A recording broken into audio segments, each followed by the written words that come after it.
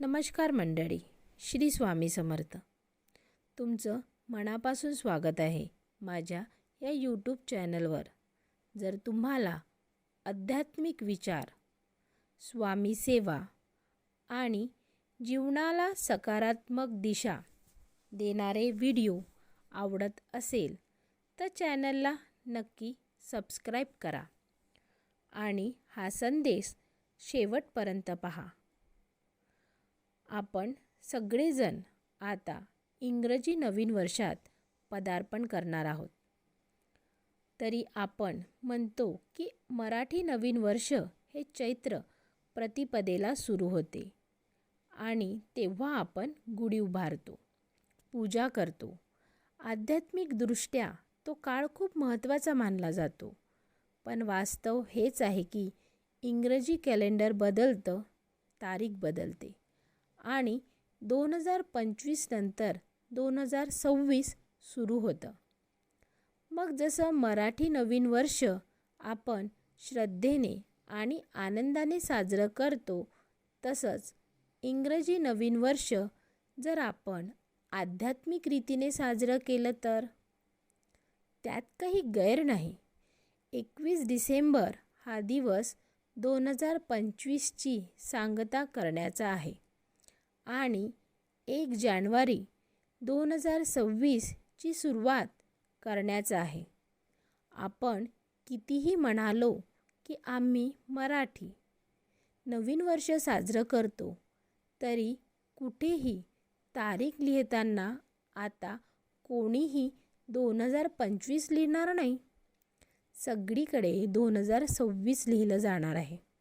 म्हणूनच जर या बदलत्या क्षणी आपण नवीन वर्षाची सुरुवात स्वामी सेवेने केली तर ते अधिक मंगल ठरेल.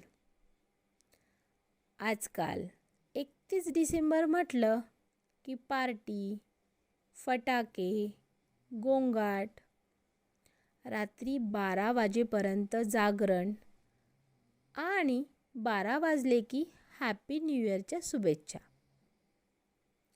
पण याच्या पलीकडेही एक विचार आहे.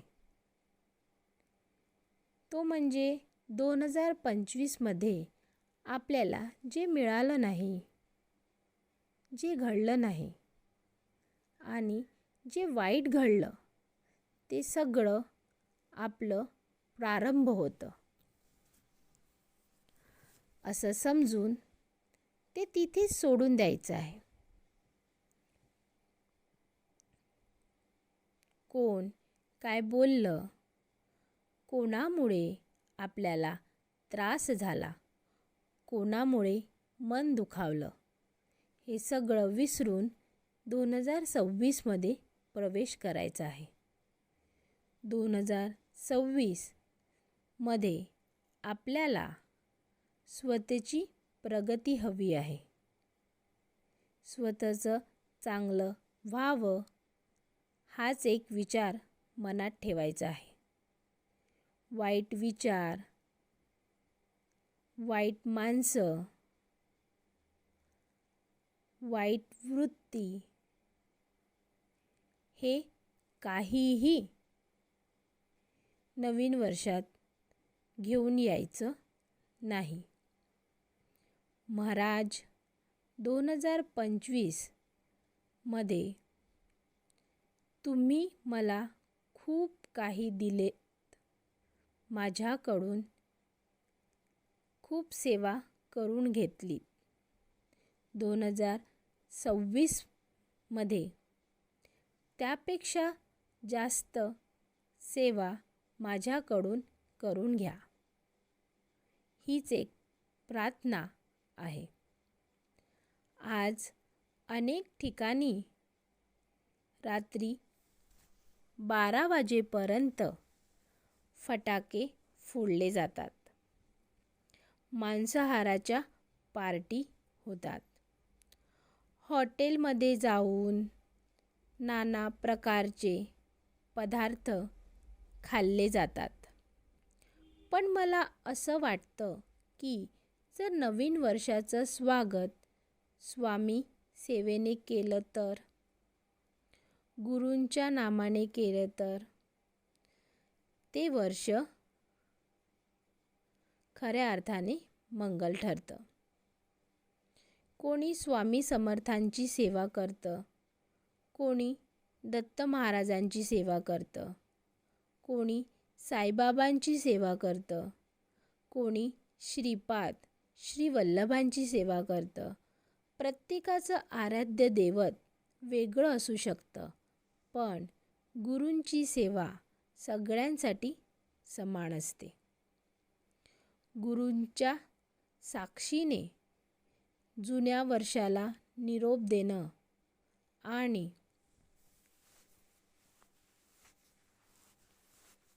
नवीन वर्षाचं स्वागत करणं मला तरी फार सुंदर वाटतं.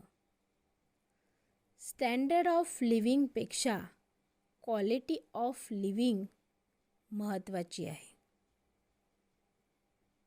आपल्याकडे काय नाही याचा विचार करण्यापेक्षा आपल्याकडे जे आहे त्यात आपण किती आनंदी आहोत हे महत्त्वाचं आहे.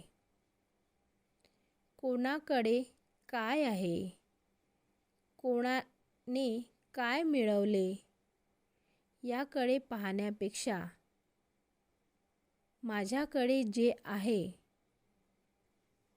त्यात मी किती समाधानी आहे हा विचार मनात असावा. काही लोक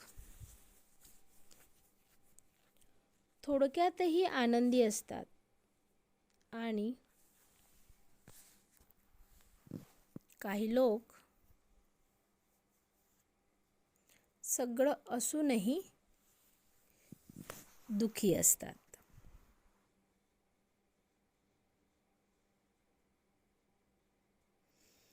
आपल्या आजूबाजूला अशा माणसांची नातं असतंच, ते सोडता येत नाही. पण त्यांचं वाईट मनात न ठेवता त्यांचं चांगलं घेऊन 2026 मध्ये प्रवेश करायचा आहे.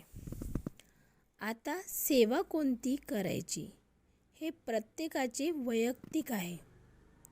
स्वामी